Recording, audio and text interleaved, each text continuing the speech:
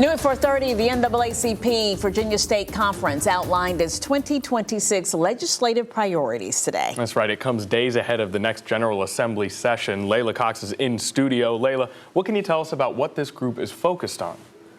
Well, Connor and Janet, with 5 days until the start of the General Assembly session and 9 days till Governor-elect Spanberger becomes the first woman governor of the Commonwealth, the Virginia NAACP says it will work with both sides of the aisle to advance justice, equity, and opportunity for all Virginians. And we intend to ensure that the things that we consider important for our constituency are considered by the General Assembly during this upcoming session. In a news conference Thursday morning, NAACP Virginia State Conference leaders say the organization will focus on 5 key issues for 2026: democracy and voting, education, health care, criminal justice, and environmental protection. We advocate for enhanced voting rights, including the constitutional amendment SJ 6 for the automatic restoration of rights, strengthening protections against voter suppression. The civil rights organization will support constitutional amendments focused on the right to vote, marriage equality, and reproductive freedom as well. And leaders will also back a bill they say is essential to establishing trust between a patient and their health care provider. And we will certainly advocate for Senate Bill 22, which mandates bias reduction training for healthcare professionals. On the topic of criminal justice, the Virginia NAACP says it will continue to address systemic issues to reduce gun violence across the Commonwealth, and it starts with acknowledging disparities within the criminal justice system. We also stand for protecting the rights of accused persons, and just a couple of examples include decreasing probation periods, as in HB 149, and eliminating the ability to strip constitutional protections in plea agreements in SB 23. The Virginia NAACP says it will also advocate for air conditioning to be considered as an essential service for tenants, recognizing extreme heat as a public safety issue.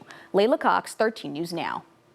All right, Leila, thanks. And the Virginia General Assembly session starts Wednesday and lasts for 60 days. Many people who attack diversity, equity, and inclusion believe that the policies undermine merit.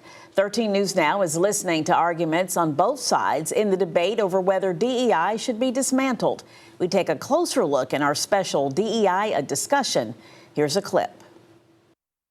When we hear anti-DEI voices, one word that always surfaces to the top: merit. You should be hired based on merit. Merit, the quality of being particularly worthy, deserving. We believe that whether you are a doctor, an accountant, a lawyer, or an air traffic controller, you should be hired and promoted based on skill and competence, not race or gender.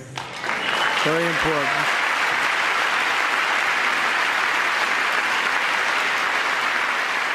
Merit is based on assumptions.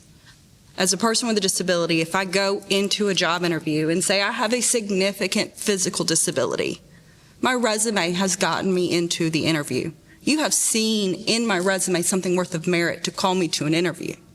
But the minute you see a person with a disability who's coming in for a job interview, who may have a significant disability, merit goes out the window, even though my education, my resume says it. What is there is assumptions. You're biased. There's a lack of knowledge.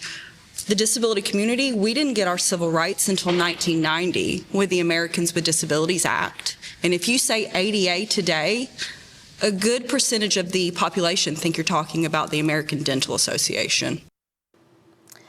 And you can watch DEI, a discussion in full on 13 News Now Plus. Download on your TV to stream for free.